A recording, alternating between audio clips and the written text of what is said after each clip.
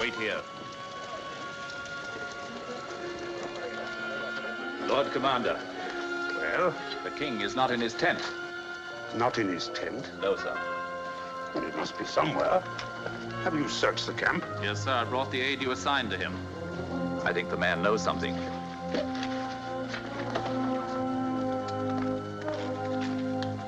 That is the man, sir.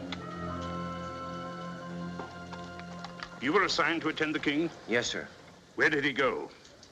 Sir, I cannot tell you. As your commander, I order you to tell me.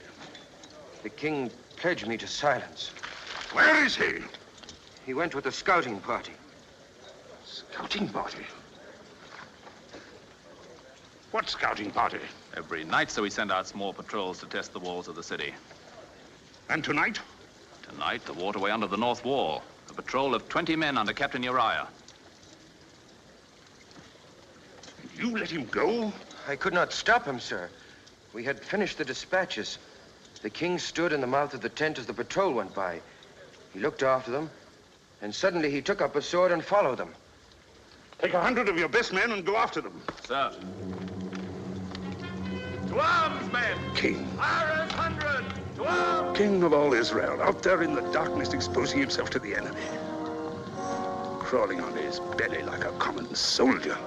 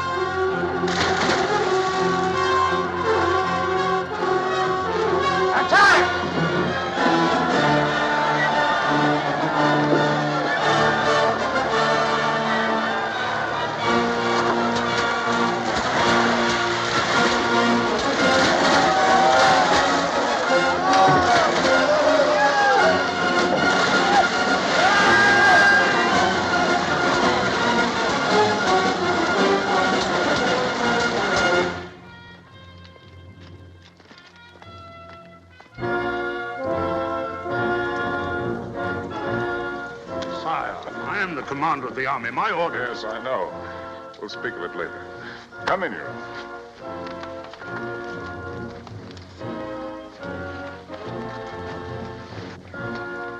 I apologize for delaying your supper. Sit down, Uriah. Pour us some wine.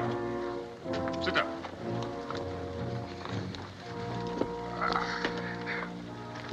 Sire. You're wounded. Let me call the physician. No, let it alone. It's a long time since I've shed any blood. It's good to have proof that it still runs in my veins. Sit down, George.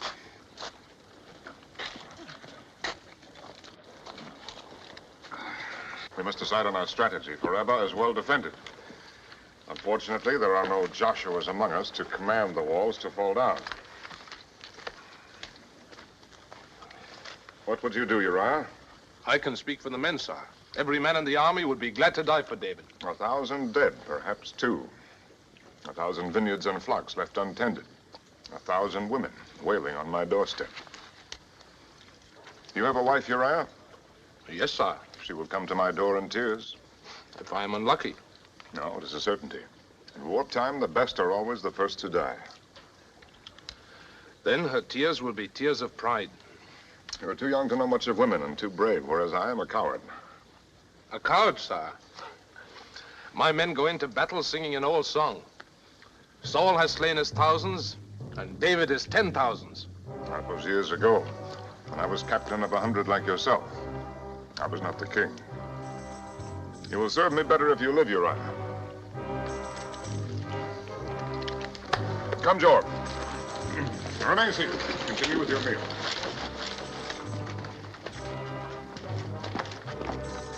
I will return to Jerusalem in the morning.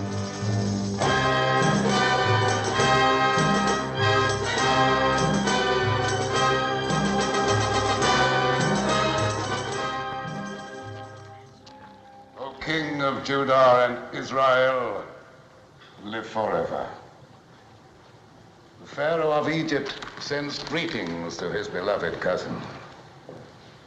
The Pharaoh bids me prostrate myself before the great king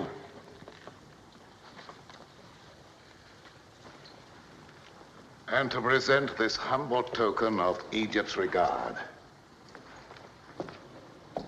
The king of Israel warms himself in the sun of the Pharaoh's regard.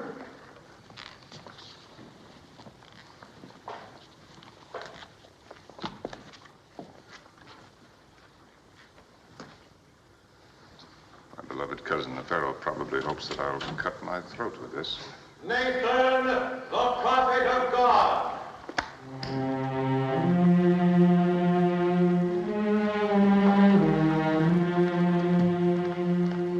May God walk with David. It is his custom to walk with Nathan. God looks with favor on your plan to bring the Ark of the Covenant into Jerusalem. Excellent. But as to your intention of building a temple to receive the Ark, he has commanded me to say this to you. Thus speaks the Lord. Should my servant David build me a house to dwell in? For I have not dwelt in a house since the day I brought the Israelites up out of Egypt, even to this day, but ever lived in a tent. Have I ever, in all these years, demanded that a temple be built for me?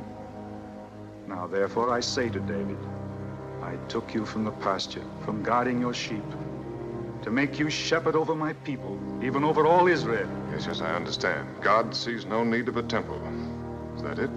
That is his word. Very well, I leave such decisions to you. To God, sire. Whatever you like.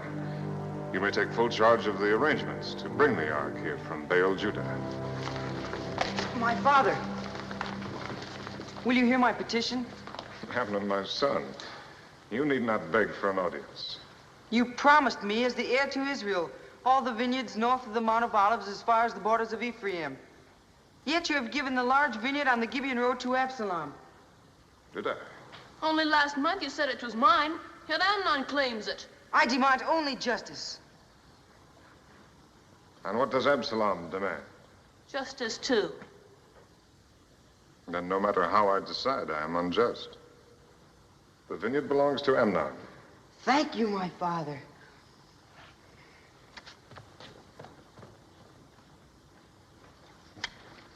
Come with me.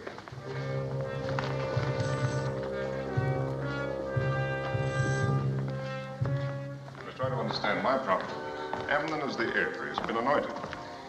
If it became known that I favored you, it would weaken him in the eyes of the people. We both know that he needs all the strength that we can give him. We both know he is not fit to be heir. That I cannot help. You could anoint me in his place. Even if I wanted to, I am bound by the law. With our people, the law is everything. It is in their bones. It's only one vineyard, Absalom. I'll give you your choice of my own holdings. I want only what is mine.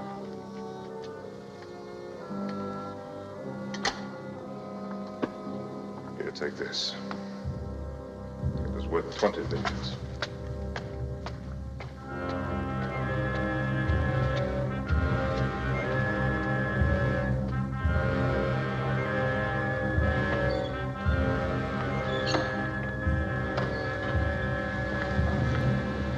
Michael, I did not expect to see you here.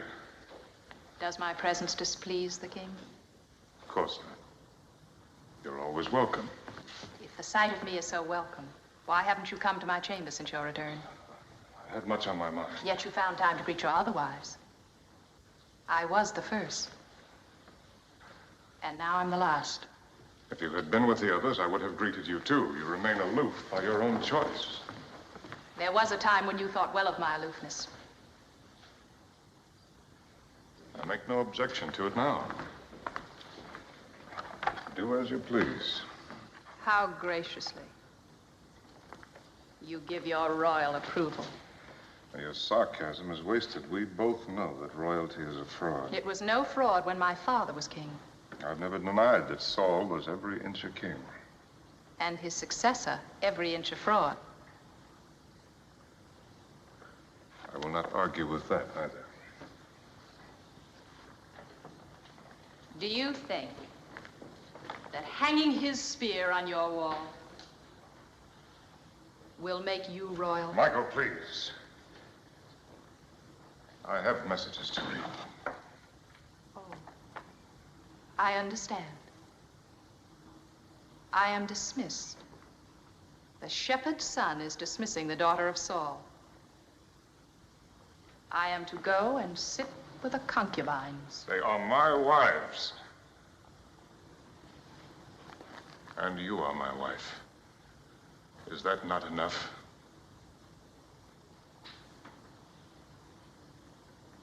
Why did you marry me, David? Why? Because I loved you. You lie. You have never loved anyone but yourself. David, meaning beloved. David, the beloved of David. Whatever you say. My love was wasted. You had no need of it. Is your memory so short? I had great need of it once. I begged you on my knees, but you deserted me. You refused to follow me into exile. You even dishonored your vows and let your father marry you to another. Against my will. You can say so.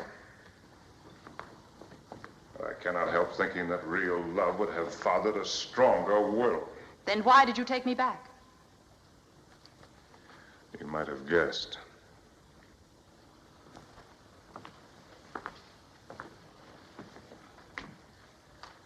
Without Saul's daughter at my side, the northern tribes would not have acknowledged me as king. By taking you back, I made Israel one.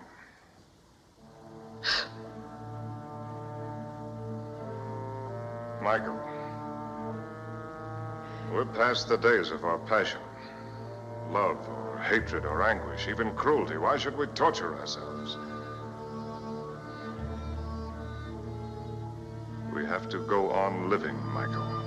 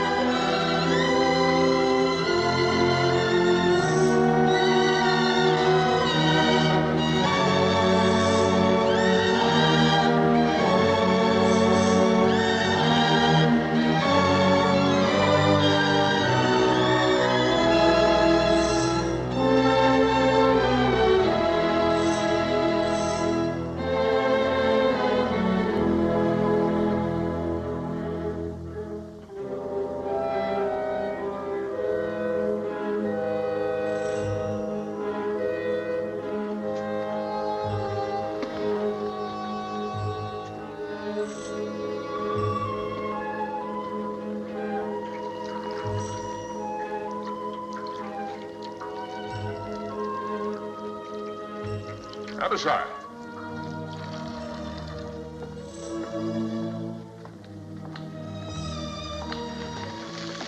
There's a house.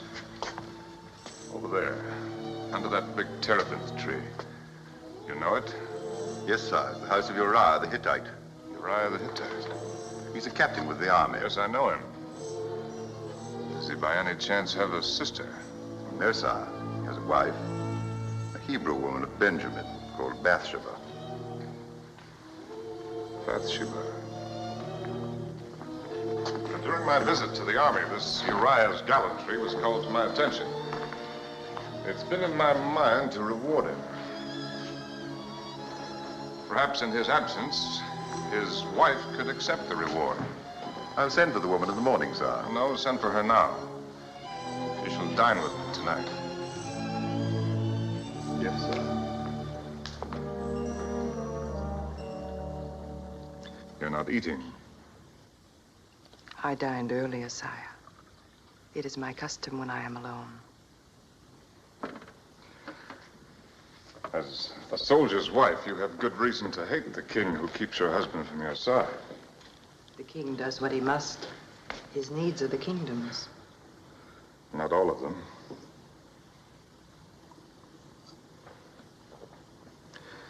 His wine is Phoenician. I find it mellower than ours. It has the blandness of the sea air. Have you ever visited the coast? No, sire. I lived for several years among the Philistines. A cold people like their sea. We Hebrews are of the desert. We breathe its wind and our blood runs hot with it. Our emotions are fierce like the desert wind. We worship our God fiercely. We love fiercely. We feel sorrow fiercely. Even the lesser sorrows like the absence of a loved one. Has Uriah been away for long? We have been married 7 months. Of this time, we've been together 6 days. A poor return on the hopes of your betrothal. You are generous indeed not to hate me. I had no hopes, sire. I first saw Uriah on our wedding day when my father brought me to his house. Then 6 days is the sum total of your love. Of our marriage. Yes, sire.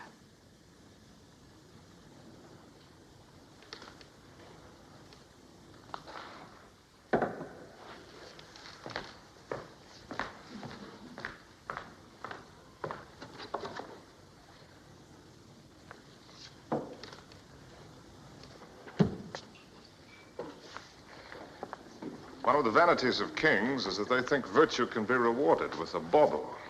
Our God must laugh at the spectacle of unvirtuous kings, hanging bits of rock and metal on virtuous men.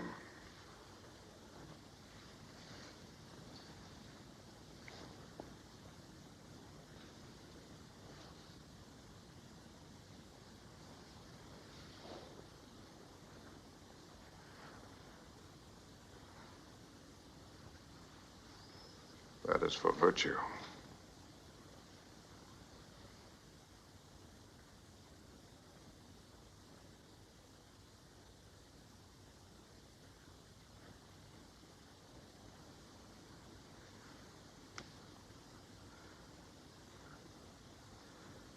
Now you understand why I sent for you. My understanding is not necessary, sire. Why not? You are the king. Is that all? Well, leave the king out of it. Think if any man would be content with such an answer. What other answer can I give, sire? You have sent for me and made known to me your will. What else is there for me to say? In Egypt, that would be enough. There, the Pharaoh has certain rights he can command, but even if I had the right, I've never used my power to take anything by force. All that I have ever had has been given to me. Freely, without restraint. Even Israel, I refused the throne until every elder of every tribe had come to me and begged me to take it. It's been a kind of pride. My pride, never to force myself on anyone. So I said nothing to you until you told me that there is no love in your marriage. Yes, you told me that. And so did Uriah. His dream of glory is his wife in tears. You'd better go.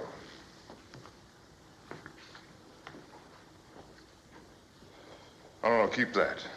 It's only a stone, but you lend it beauty. Uriah. as a fool. When I looked on you from my terrace tonight, I knew that every future moment spent away from you would be a moment lost. Yet he's found only 6 days for you in 7 months. The perfume of his beloved is the stink of war. Does he think that a man was made only for the agony of battle? Does he call that manhood? Has he no blood, no heart?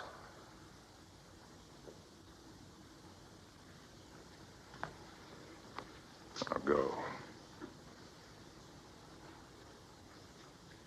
Be thankful that I am not Pharaoh. At least I can console myself with the thought that your modesty matches your beauty. Perhaps you would prefer truth to modesty, sire. Before you went away, I used to watch you every evening as you walked on your terrace. Always at the same hour. Always alone. Today I heard you had returned. Then you knew that That you would be on your terrace tonight. Yes. I had heard that never had the king found a woman to please him. I dared to hope that I might be that woman. Why are you telling me this now? Why not before? Because first, I had to know what was in your heart. If the law of Moses is to be broken, David, let us break it in full understanding of what we want from each other.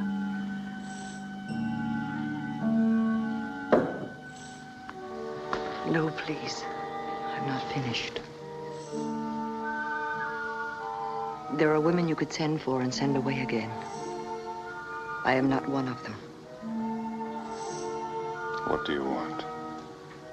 To please you.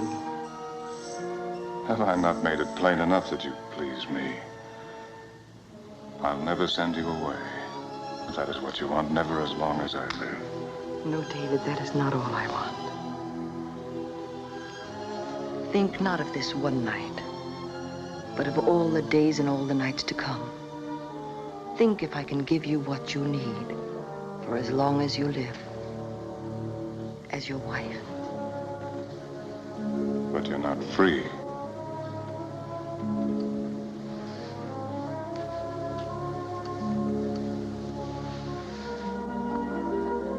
If I were free.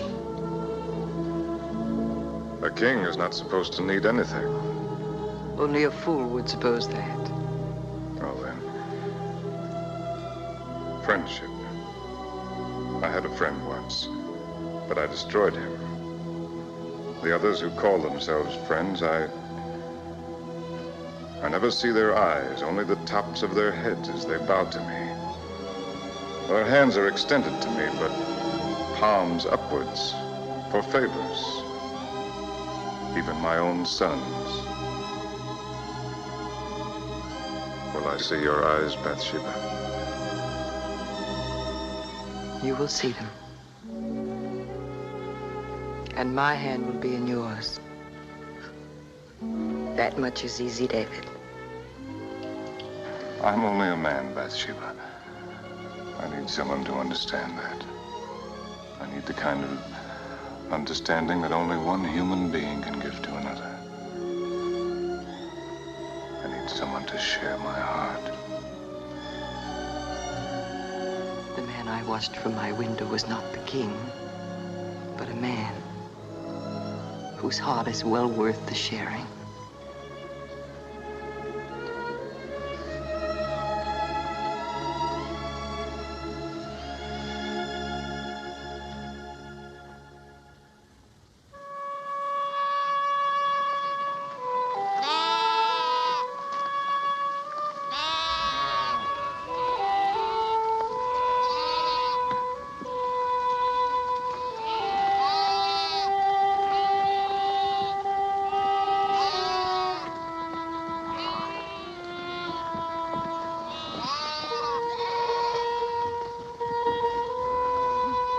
Oh, David!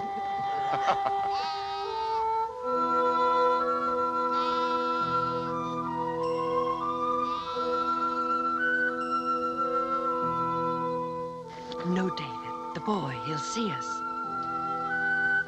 No matter. Shepherd boys learn early about life.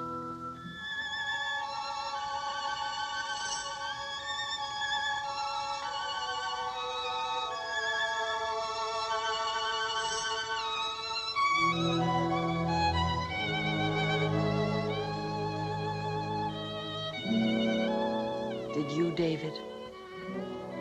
Did I what? Learn about life early. Before I was 12, I knew almost everything there was to know about life. And death. 12, I'd killed wolves. 13, a man. Tell me. Not about the killing. Tell me about the boy you were.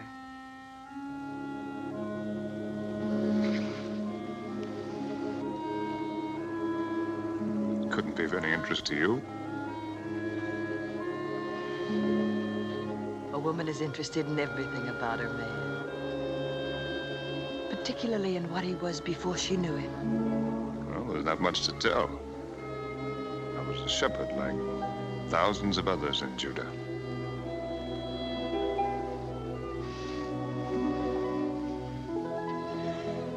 You slept out under the stars. Did you dream, David? What did you dream about? Surely a man is entitled to the privacy of his dreams. Then they were of women. Naturally. A whole procession of them. And every one of them ravishingly beautiful. I'm jealous of every one of them.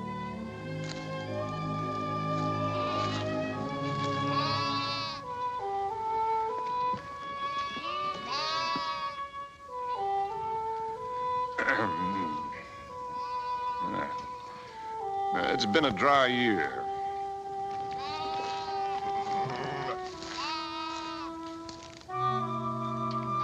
The shepherds had driven early to the wells. Once when I was a boy, we had a year when even the wells went dry. By midsummer, we were slaughtering sheep, saving only the ewe lambs. That was the year that I fought the wolves. Tell me. No, they'd been made desperate by hunger. I fought them for 8 hours with my slingshot. In the morning, 6 of them lay dead. And you were only a boy. Oh, I was quite a hand with a sling. Here, I'll show you. May I try your sling?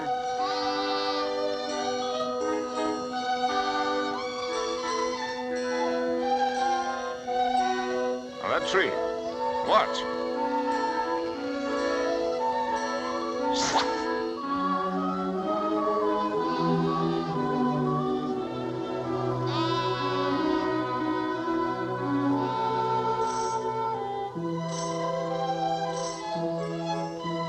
Very well, if you think that you can do better.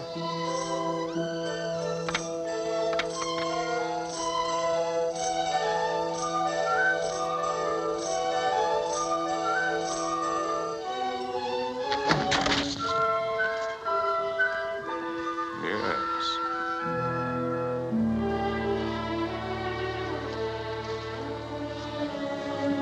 Well, I lack practice.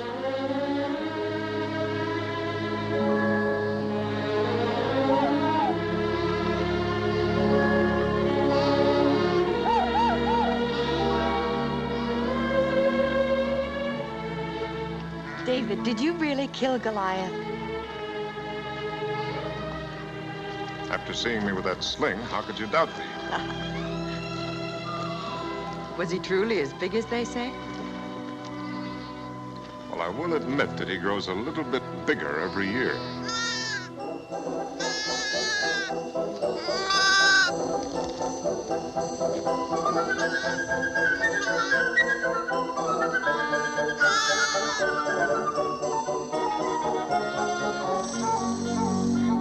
A new life.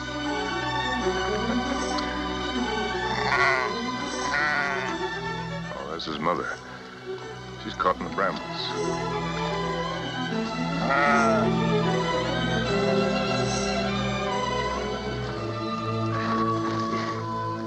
I'll give you some help. Thank you, sir.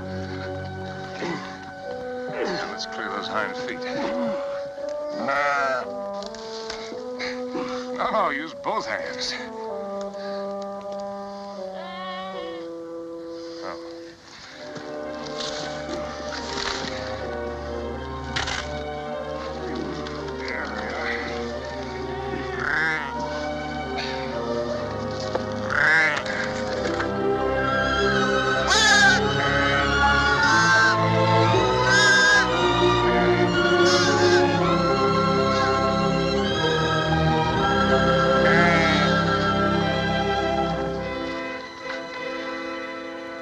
old soldier, sir.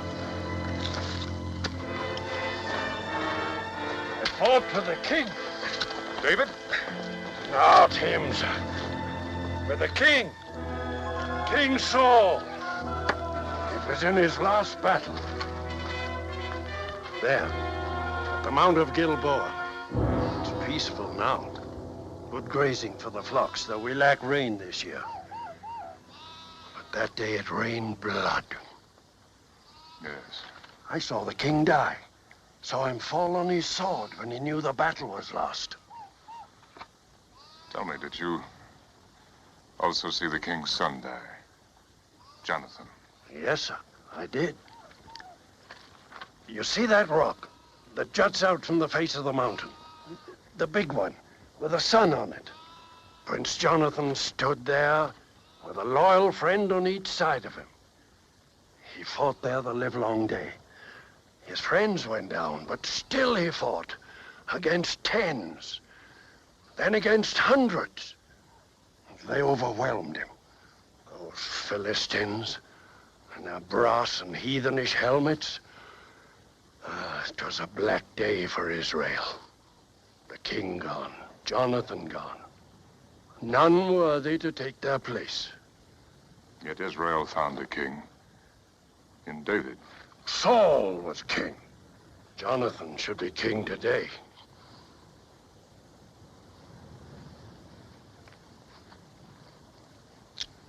Here.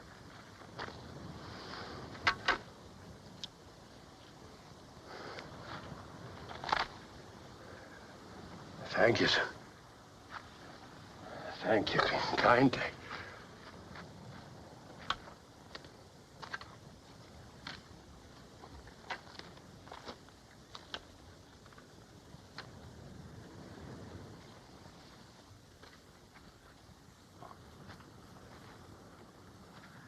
David.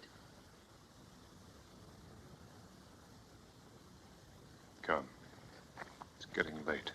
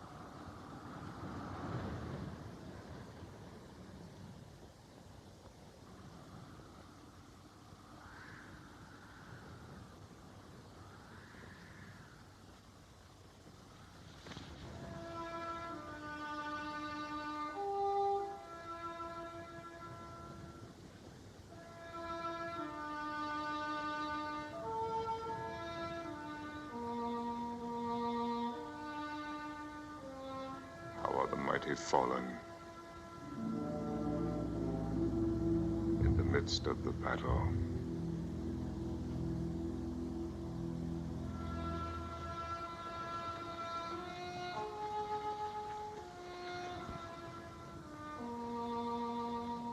Oh, Jonathan. Thou wast slain in thine high places.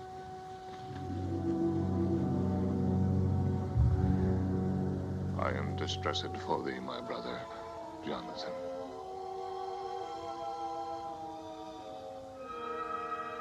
Very pleasant hast thou been unto me.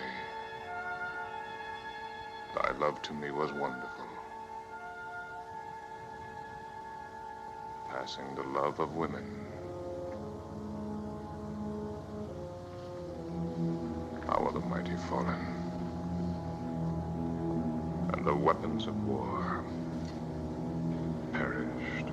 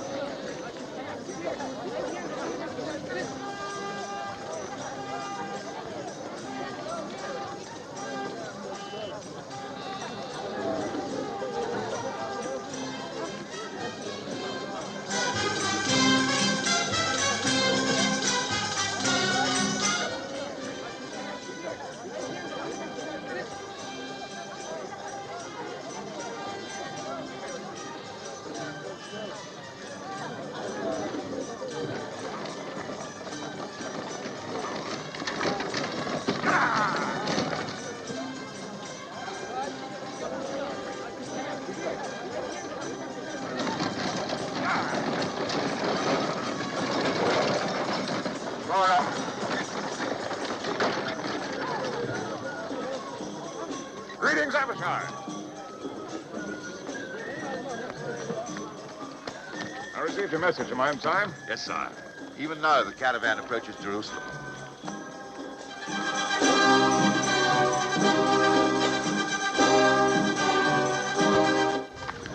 Look, Bathsheba. The Ark of the Covenant. The shrine that has traveled with our people through all their wanderings. I'm bringing it here to its proper home. Get in, Abishai. I'll go down to meet Nathan. You'll take Bathsheba to her house. I beg you!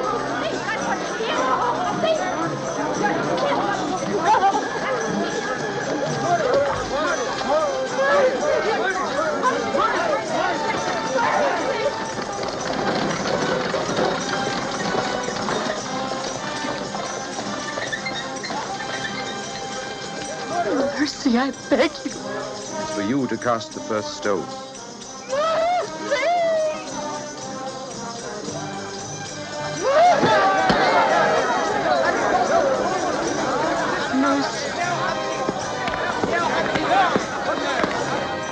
Adulteress, sire. She betrayed her husband in the arms of another. She was judged and condemned under the law. Go. Take her home.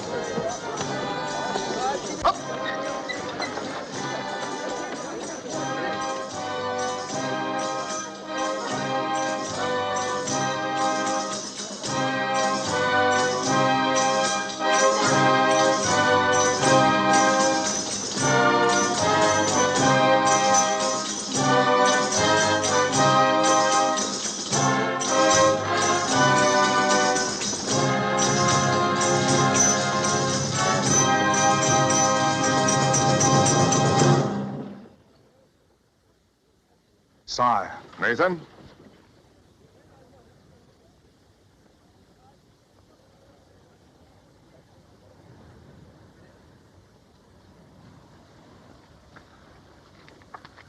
God's design is a strange one, Nathan.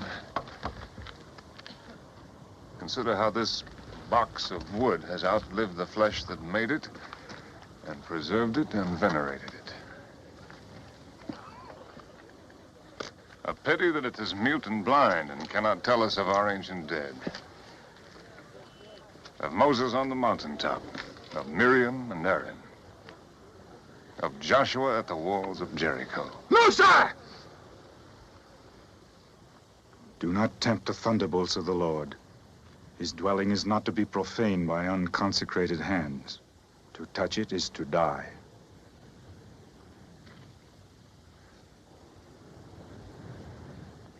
As you say, Nathan.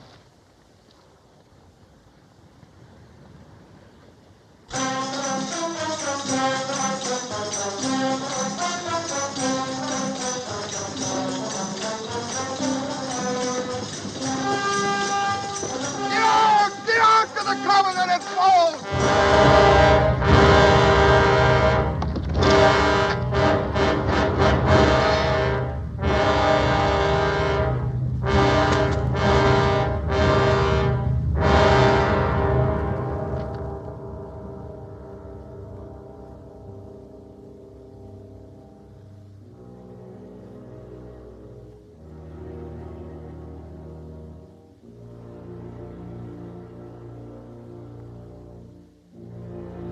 Dead.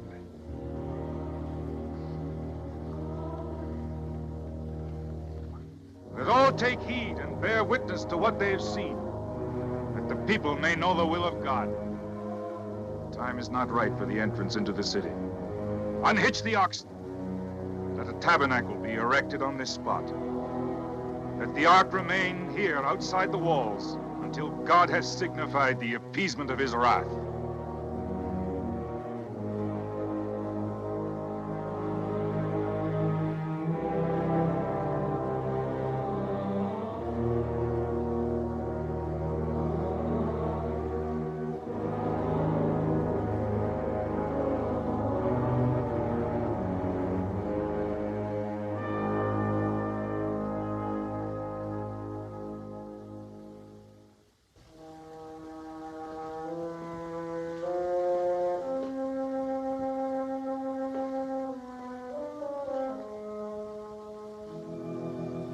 David. Bathsheba. You shouldn't have come here. I had no choice. My news would not wait. David, I bring you trouble. Our secret is no longer a secret. Who has learned it? No one yet. But soon all will know who have eyes to see. I'm sure now of what I have feared this past week. I am with child. Beloved.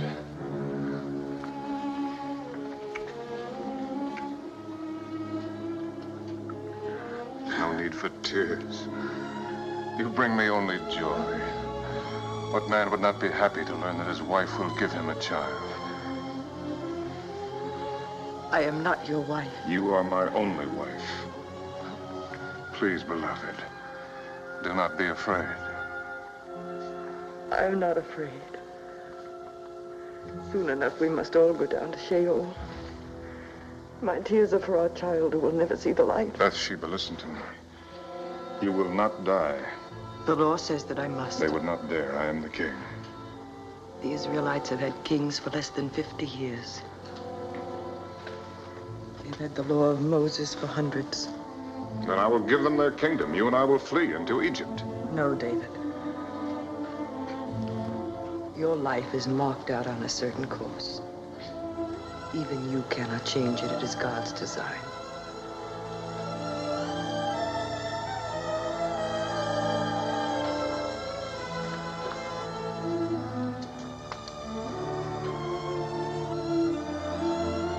There is another answer.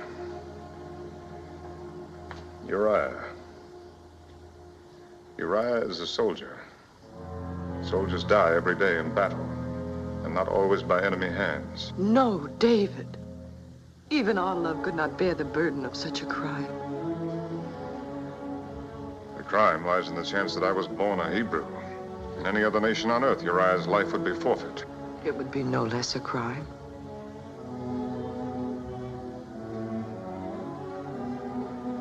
If I sent for him, told him everything. We both know what he would say. Yes, honor is everything, charity nothing. For the sake of honor, blood must flow, lives must be ruined, humanity denied. I can see Uriah now, hurrying to the gate, eager to be the first to cast a stone. Sire, What is it, Abishai? the orders for Joab, sire.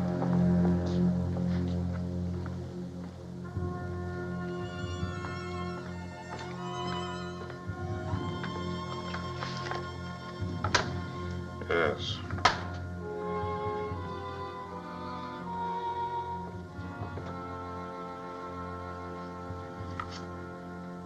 Do not send it now. I may want to add to the message. Yes, sir.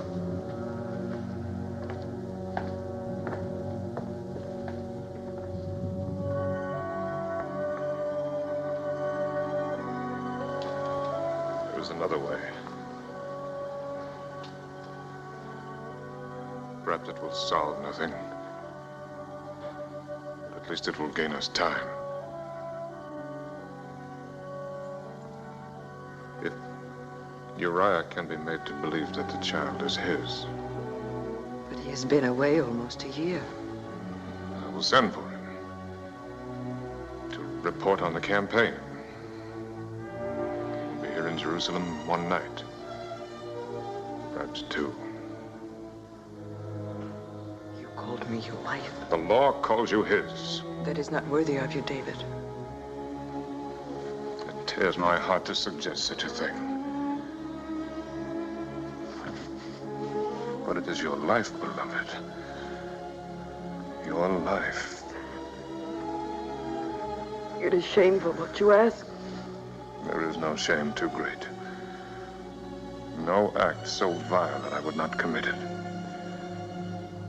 It would save my love.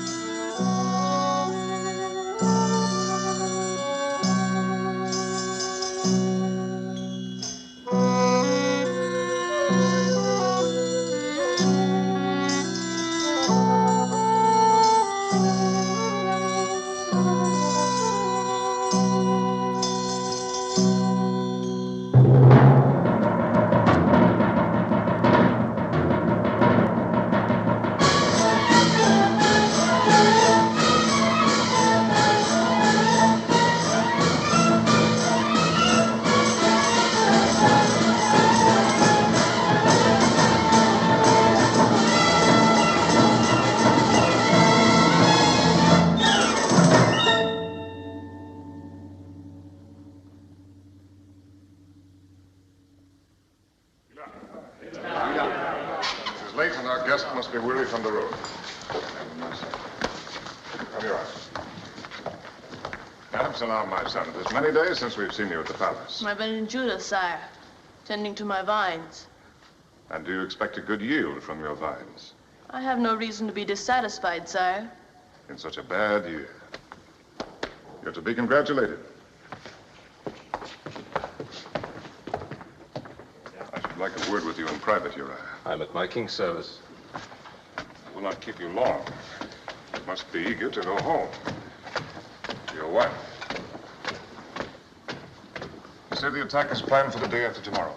Yes, sir. Job is confident that it will meet with success. He promises you rubber within a week, sir. With your permission, sir, I plan to return to camp early tomorrow so that I may lead my 100 into the battle. As you wish. Abishai will have dispatches for you to carry. But if you desire to remain in Jerusalem longer... My only desire is to serve my king. I might believe that. But you have a wife. My wife is nothing, sir, beside my duty. Sit down, Uriah. They say she's very beautiful. As women go.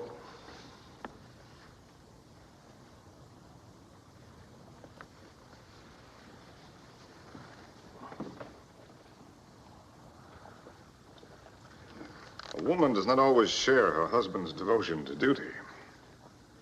Have you ever tried to think of things from her point of view? No, sir. But supposing her wishes and yours come into conflict? A woman's wishes cannot conflict with her husband, sir. That is the law. The law? The law can only control what we do, not what we think. What does your wife think, Uriah? I do not know, sir. Is it possible that you believe that she does not think or feel? A woman is flesh and blood, Uriah, like us. Perhaps even more so, because we give her so little to think of but matters of the flesh. In all our history, only a handful of women have been permitted to write their names beside the men. Miriam, Deborah, Jael, perhaps one or two more. A woman's occupation is her husband. And her life is her love. But if her husband rejects her love, if he puts another love before it, if he denies her the only meaning that her life can have, is it not understandable if she seeks a meaning for it elsewhere? With another man? Yes. If she does, she breaks the law. But if her husband feels pity for her, under the law, he is the one who must condemn her. Then it is doubly his duty to be sure that the law is obeyed.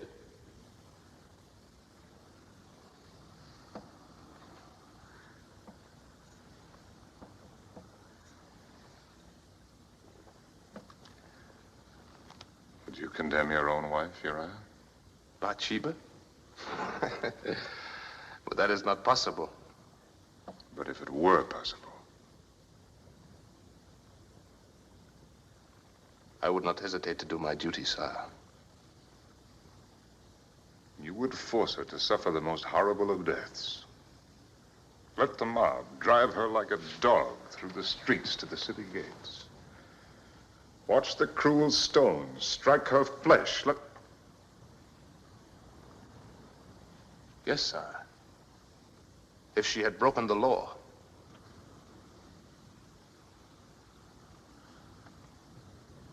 I've kept you too long from your bed. You may go. Sire, will you grant me a boon? What is your wish?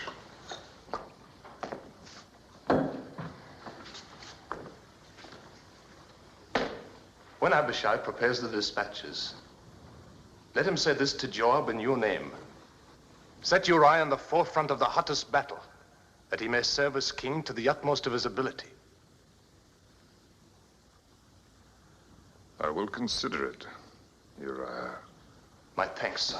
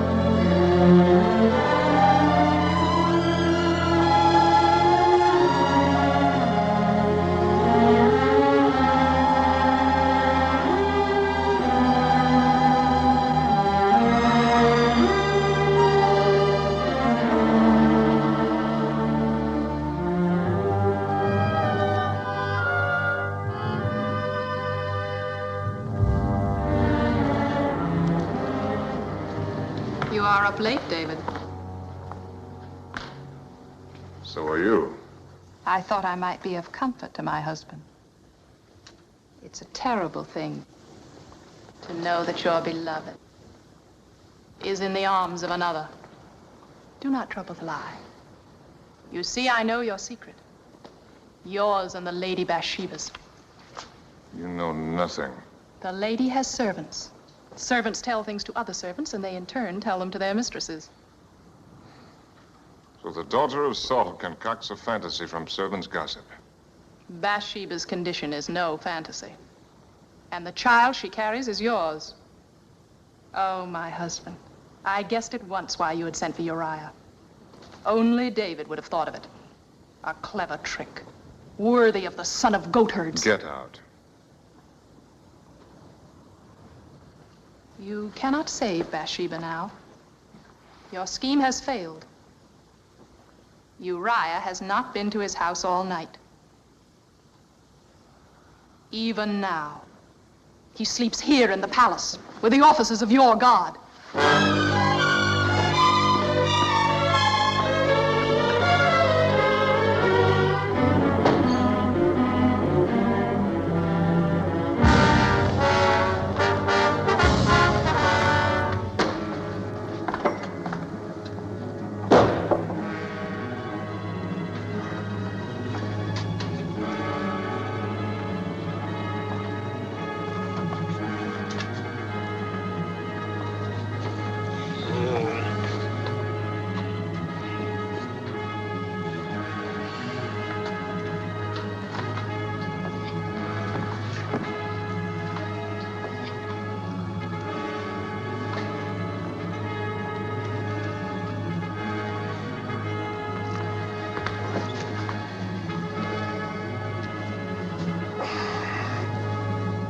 Sire, forgive me.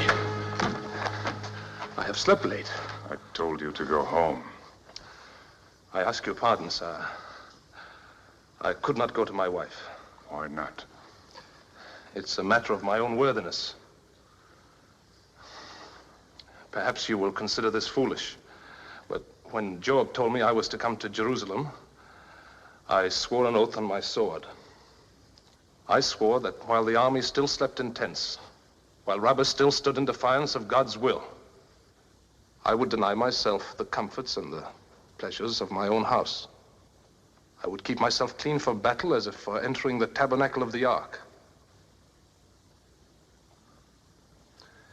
I'm sorry if I have offended my king.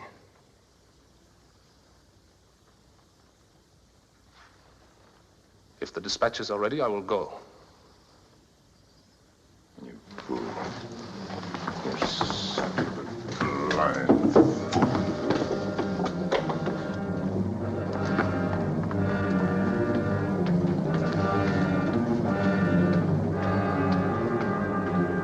Sire. Dispatches for Joab, sire. Dispatches. Shall I give them to Uriah?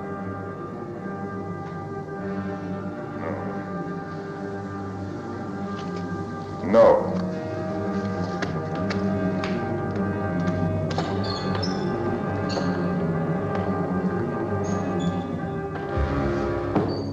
There is an additional order. Set Uriah in the forefront of the hottest battle. It is his own wish, Abishai. Even his own words.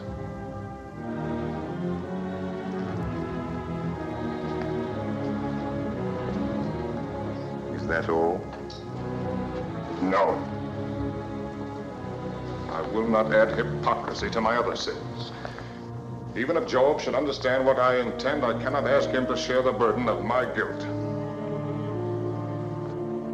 Here is the order. Set Uriah in the forefront of the hottest battle and retire from him that he may be smitten and die. Yes. When it is finished, seal it and give it to Uriah. Yes, sir.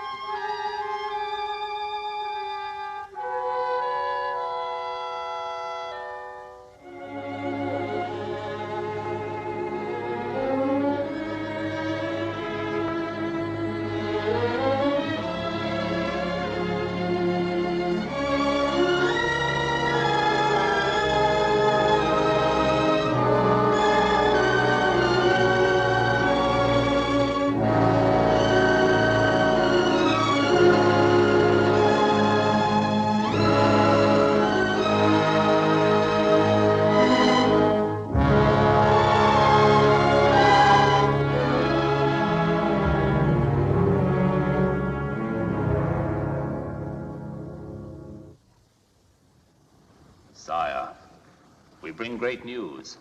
The walls of Rabbah have been breached. When we left, there was fighting in the streets of the city. Joab bids me urge you to come to Rabbah with all speed to receive the surrender of your enemies.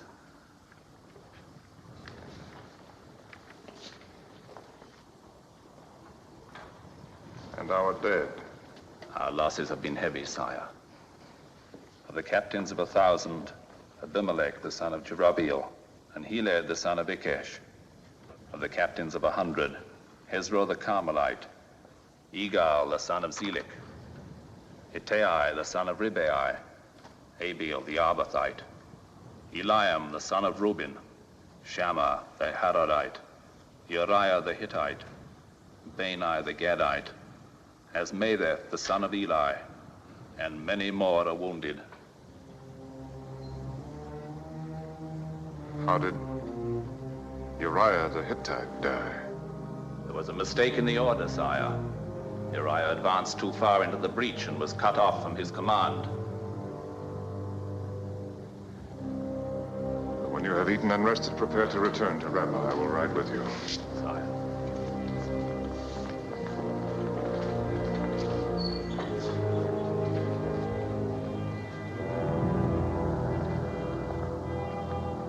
Sire, Lady Bathsheba's servant is waiting for your answer. Go to Bathsheba. Tell her that Uriah is dead. Tell her to prepare for our marriage at the end of her month of mourning. Will you not go to her yourself? No.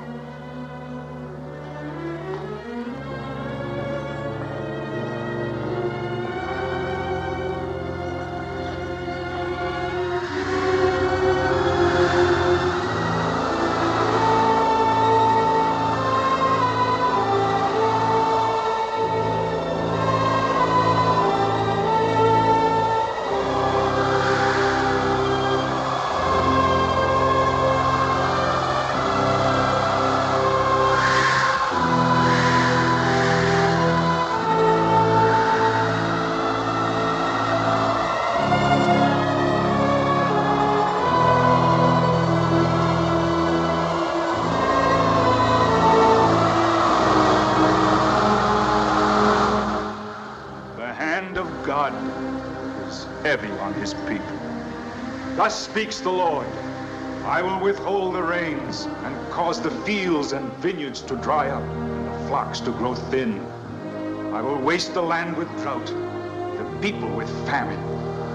Yea, I will smite Israel for its sin against me. Woe unto Israel! Woe unto my people who have sinned. What sin, Nathan? The Lord has not vouchsafed to me its nature. But evidently the sin is great, thus to incur his wrath. Does it take so much to make him angry? That soldier who laid hands on the ark, he was only trying to be helpful. It is not for us to question the ways of the Lord. I question nothing. Yet the sun was hot that day. The man had been drinking wine. All were excited when the ark began to fall. Is it not possible that the man might have died naturally from other causes? All causes are of God. We've had droughts before, Nathan.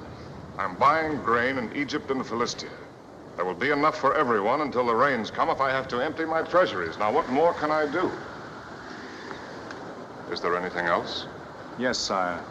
I have sat in the gate and listened to the people talk of the king. What do they say? They say that David is no longer David. They say that he neglects his duty, that he is often away from the city. When he is here, he has turned his face from his people. Petitioners are sent away from his door without a hearing. In hard times, it's natural that some will complain. Complain, yes, sire. But not talk openly of overthrowing the king. Explain yourself. The hearts of the Israelites are turning after your son. It's difficult to imagine poor Amnon winning anyone's heart. Not Amnon, your second son, Absalom. Boy? Every day he is at the gate seeking those you have turned away. To these he says, "Oh, that I were made a judge in the land, that all may come to me and receive justice. Confine yourself to the affairs of God. Leave the affairs of the kingdom to me. Sire. Oh, Abishai, I have orders for Joab. The king forgets that he too is a servant of the Lord.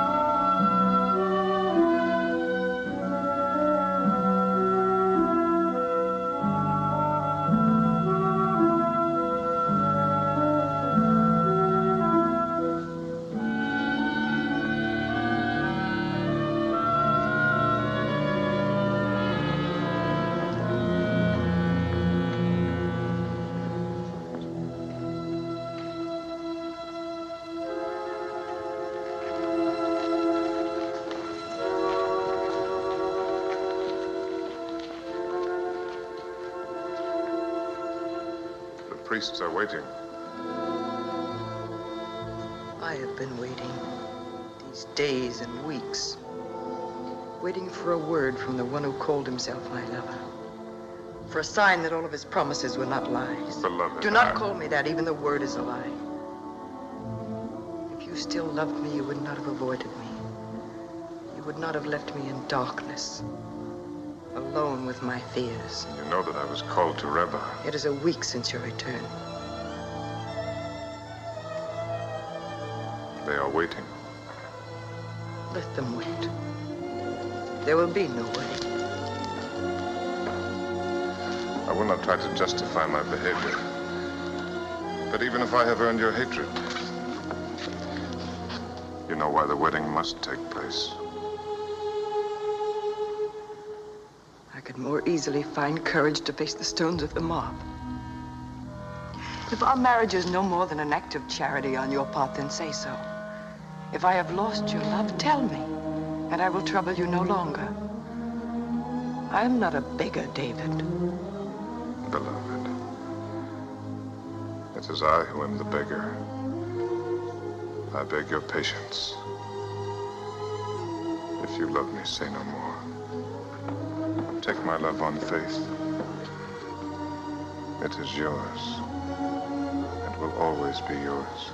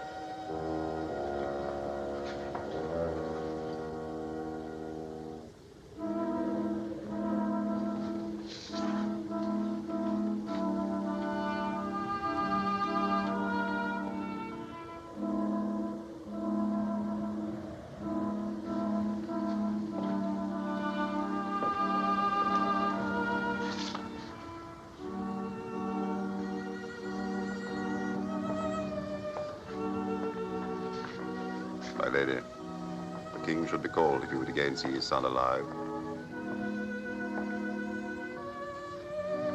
Call him.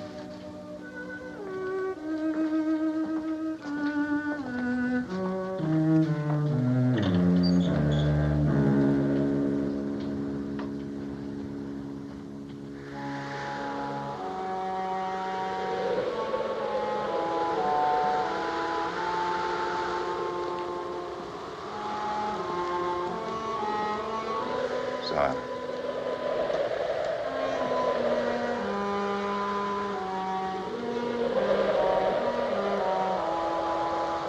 The Lady Bastard asks your presence. The child is better. No, sire.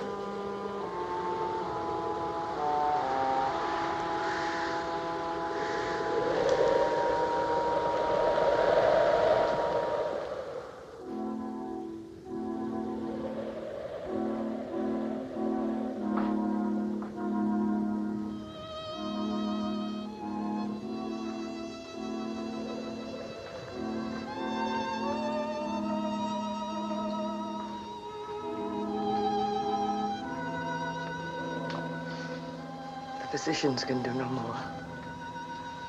They say he will die. I know. I have known it these 7 days. I have lain in sackcloth on the earth. I have fasted. I have tried to pray. My prayers were only words going out into emptiness. They fell on no ears but my own.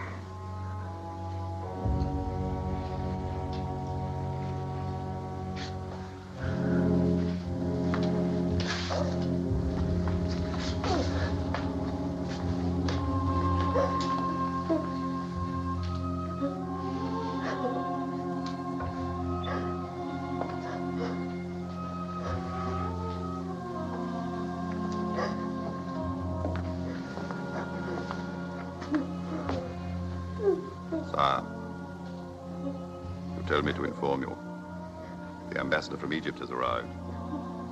Shall I send him away?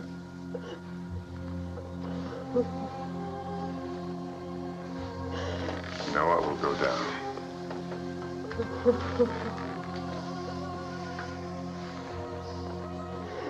The time for grieving is past.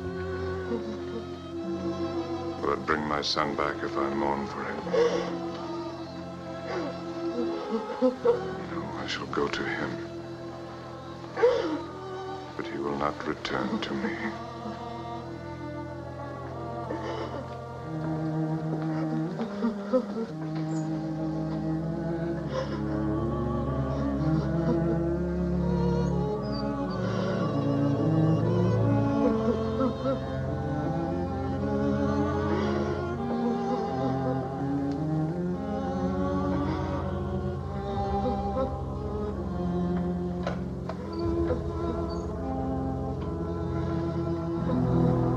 The heart of the Pharaoh bleeds for his cousin and for the people of Israel. But alas, the Pharaoh's storehouses are empty. There is barely enough grain to feed Egypt. The heart of the Pharaoh cannot bleed, for it is bloodless. The storehouses of Egypt are full. My sacred Osiris, I swear to you I speak truth. Dog of Egypt, you lie. And your master lies. This is only what I expected. Charity is not to be found among the virtues of those who make gods of vultures and hyenas. Now go. Nathan, the prophet of God.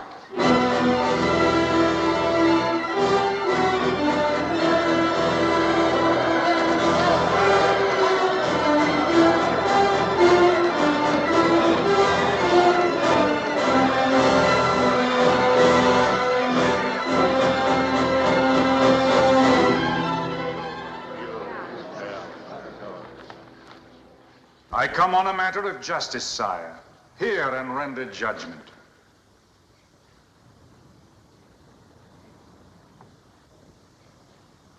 You may speak.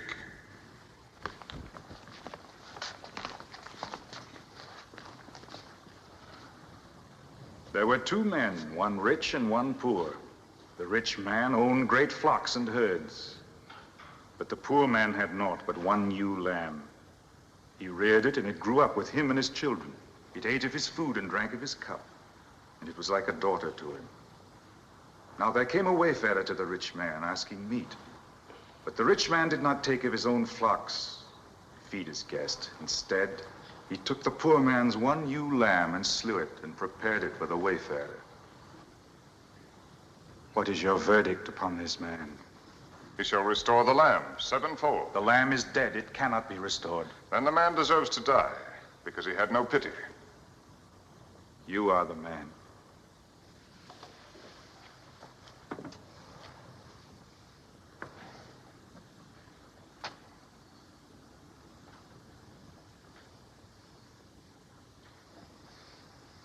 You have made me pronounce sentence upon myself.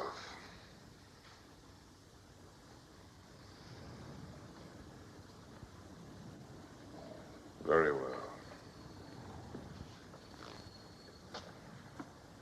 It is done. And there is no appeal. It is the will of God, and I accept it. Gladly. It is not his will that you should die, David. Worthy or unworthy, you are his anointed. Through Samuel, he chose you to lead his people. Your labors in his behalf are still unfinished. But you cannot escape the punishment of the Lord. I have not escaped it. My son is dead. His justice is still unsatisfied. You have paid for your adultery, but you have also killed. You have taken up the sword and slain your fellow creature for your desire. Now, therefore, the sword shall never depart from your house. You shall know the hatred and ingratitude of your own flesh. Brother shall turn against brother, and son against father. The history of David's house shall be a history written in blood. You tell me nothing new. I am content. Even so, the tally of the Lord is not paid. The woman has been denounced. She also must expiate her sin. She has lost her child. Is that not enough? Bathsheba has sinned, and she must render payment according to the law of Moses. Uriah's death was my act, and mine alone. She was a faithless wife. Faithless only because I made her so. Could she deny the king when I called her? Could she refuse to obey my commands?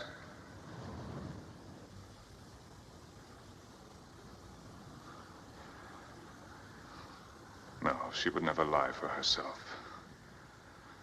And I will not lie for her. But even if she sinned, she has done no evil. She came to me with love and tenderness. She lifted up my heart. She has brought no evil with her. She has brought adultery and murder. She has brought the drought and the famine. She has brought the wrath of God upon Israel. They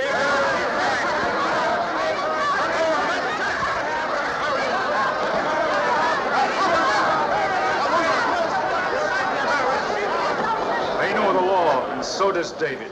Yes, I know the law. Where are the accusers? Under the law, they must cast the first stone. Where are those who will say that I knew Bathsheba before our marriage?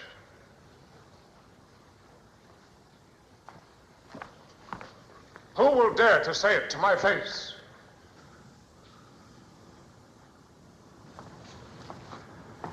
So there are no accusers. You have none.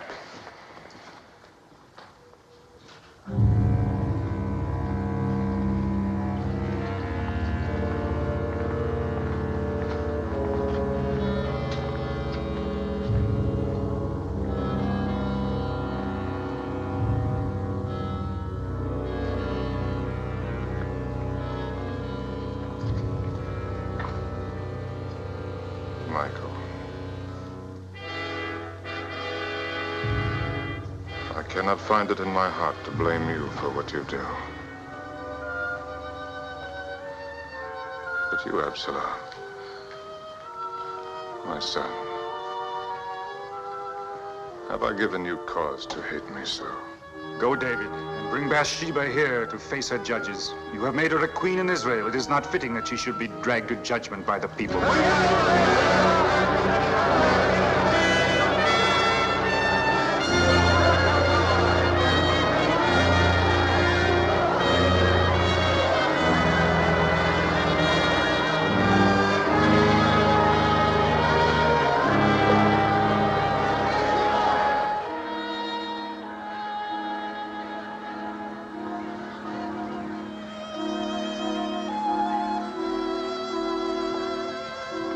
Lady.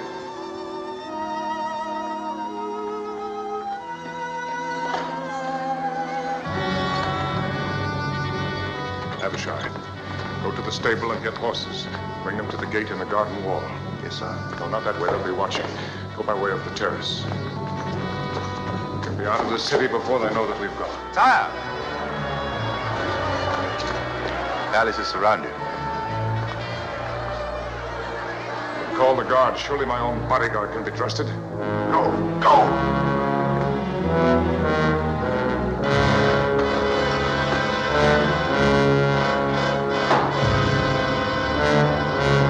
No, David. We cannot fight against the will of God. A God who punishes the guiltless. I am not without guilt, David.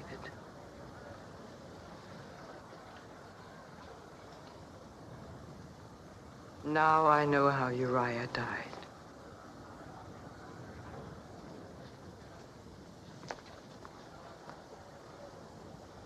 I think I really knew before our marriage. Knew and put it from my mind. I lacked the courage to face the truth. My guilt is as great as yours. Greater. Because I let you bear the burden of it alone.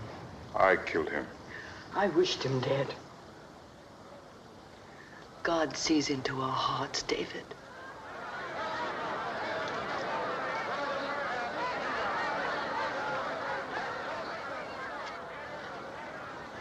I am ready. Yet I cannot let them take you. I cannot let you die.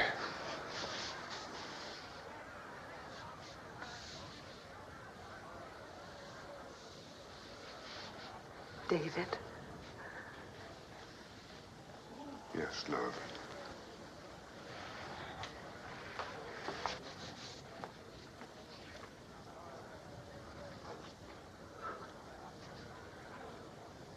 In all our time together, you have never played for me. Something from your boyhood. When you were a shepherd.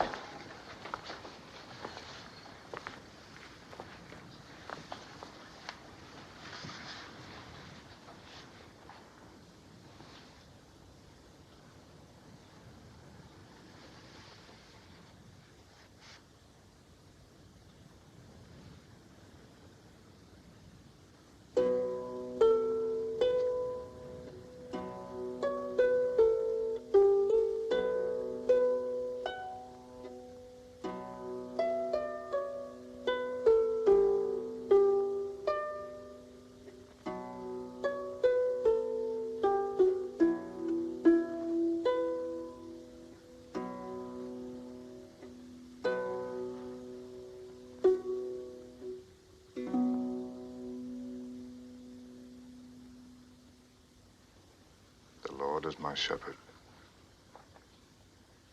I shall not want.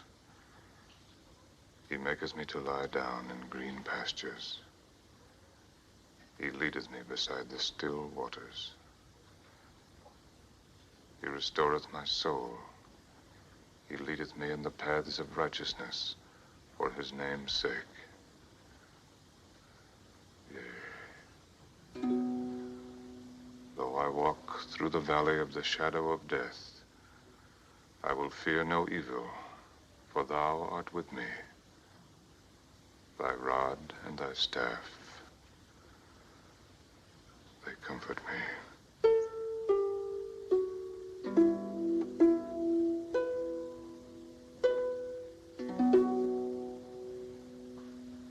Thou preparest a table before me in the presence of mine enemies. Thou anointest my head with oil. My cup runneth over. Surely goodness and mercy shall follow me all the days of my life. And I will dwell in the house of the Lord forever.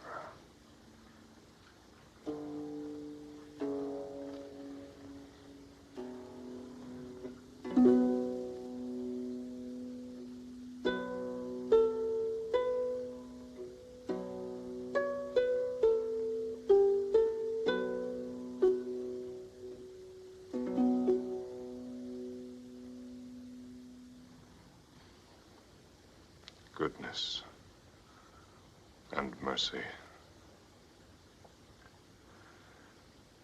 When I wrote those words, I believed in such a God. I was only an ignorant shepherd boy. There was no one to teach me about God. So I taught myself. I saw him in the hills, in the trees, in the miracle of the birth of lambs. I felt his mercy when the wolves had fled and my flock was safe, when spring broke the grip of snow and ice, when the cool wind blew after the heat of the day. I saw his splendor in the flowers blazing on the hillsides, the stars burning in the sky, and knew his hand in everything.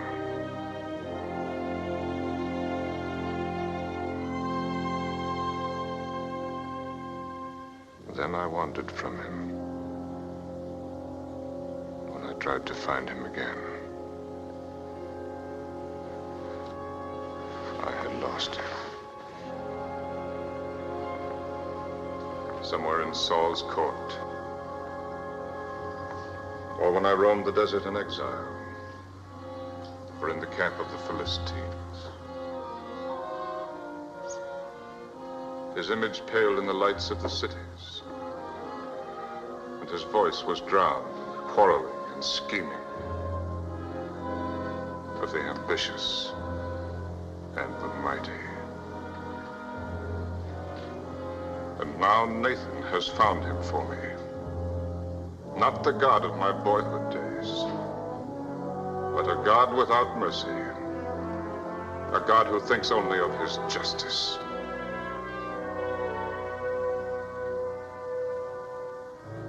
So you must die. As the soldier died when he tried to save the ark from falling. He put his hands on the ark like this.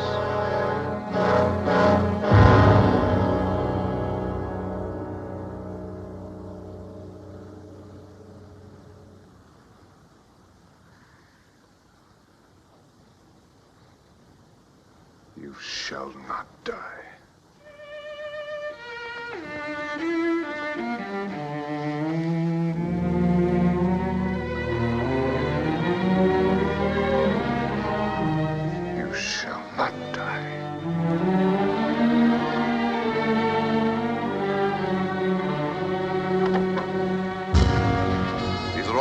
Sire. It will be enough. Take your stand at this door. If anyone tries to enter, cut him down.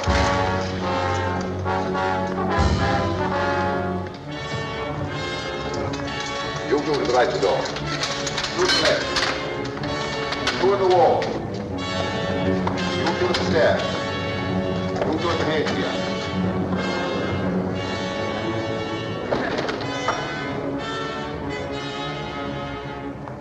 Where's the woman? She is not coming.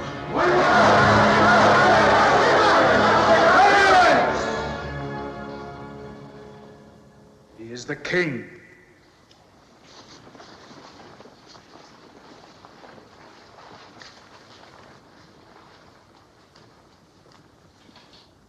You have heard the word of God. I have heard the word of Nathan. You have told me that God demands justice. That I will believe.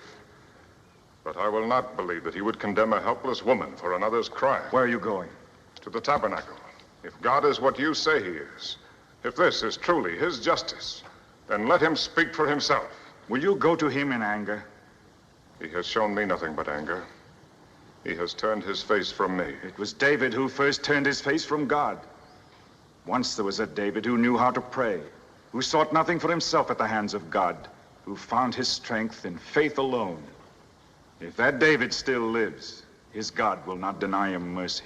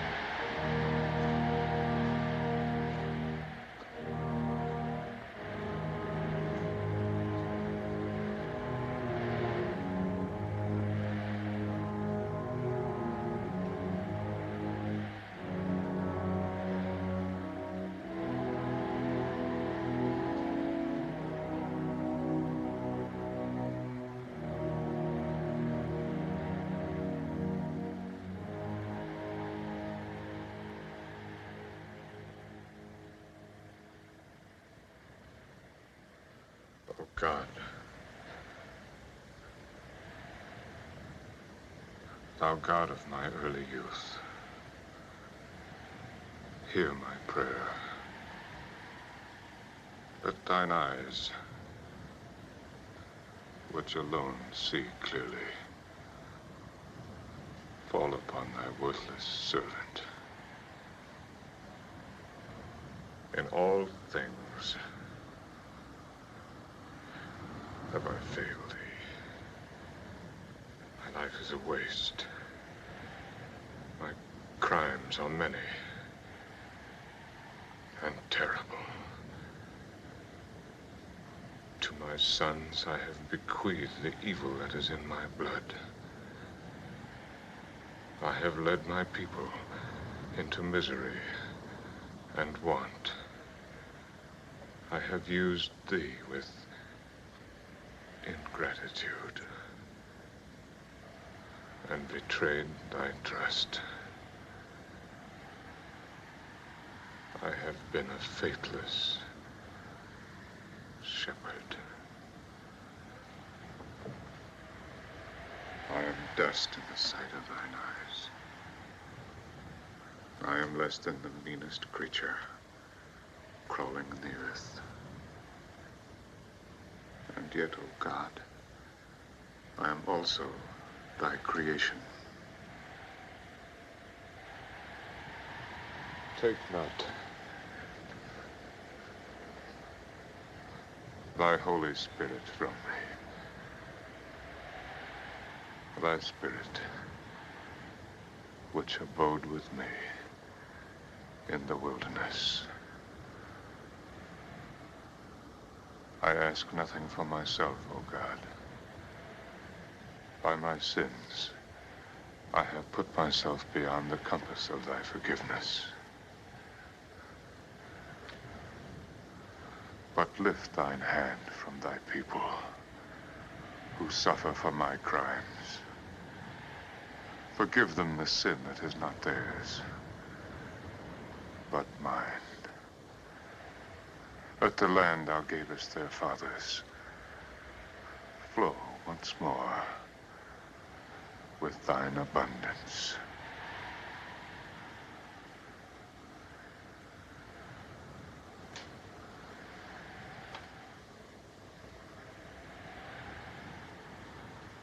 And let Bathsheba live to praise thy name and testify to thy mercy. Show her the loving kindness of thy heart. Cleanse her from sin.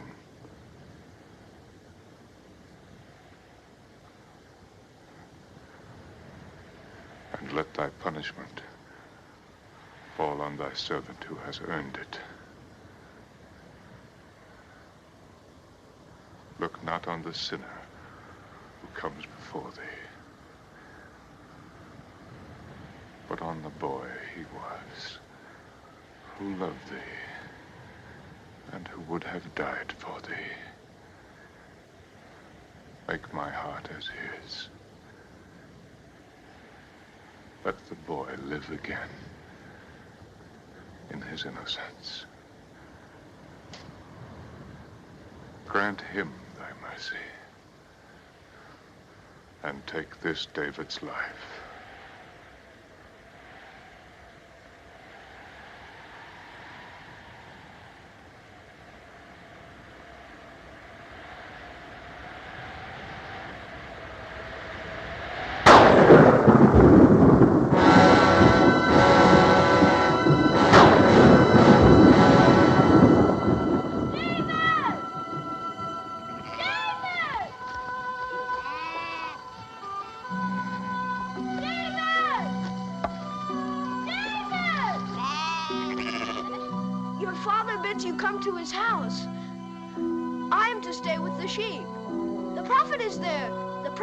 Samuel himself. It is said that he comes to choose a king over Israel.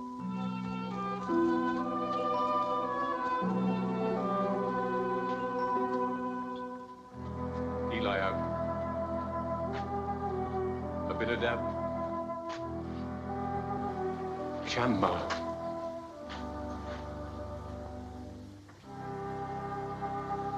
The Lord has not chosen one of these.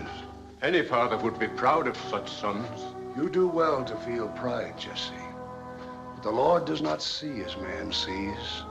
For man looks on the outward appearance, but the Lord looks on the heart. Who is this? My youngest son, David, who tends the sheep. But he's only a boy. A dreamer, a singer of songs. Come hither, David.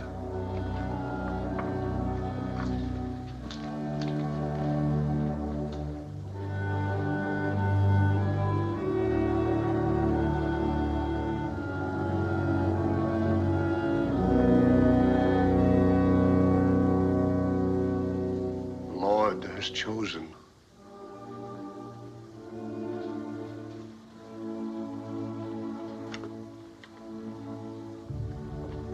Honor him, David. Walk in his light, and you shall serve him as few are permitted to serve.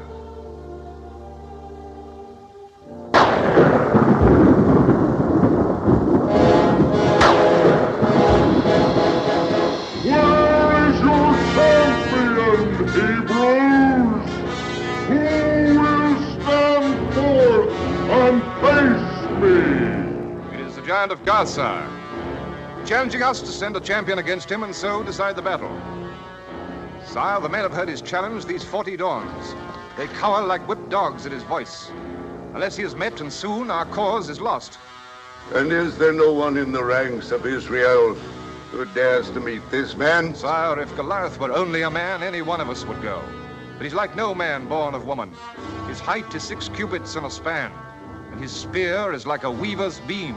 We are dogs indeed to run before one Philistine. Is there no courage in Israel? Sire, courage alone is not enough. No arrow can pierce the giant's armor. No spear can thrust beneath the reach of his arms.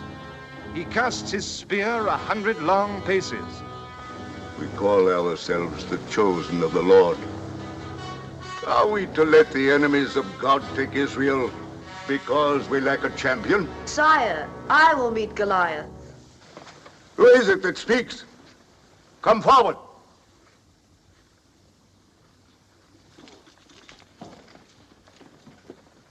David, my armor bearer. I will meet him, sire. Sire, Samuel calls this boy the Lord's anointed.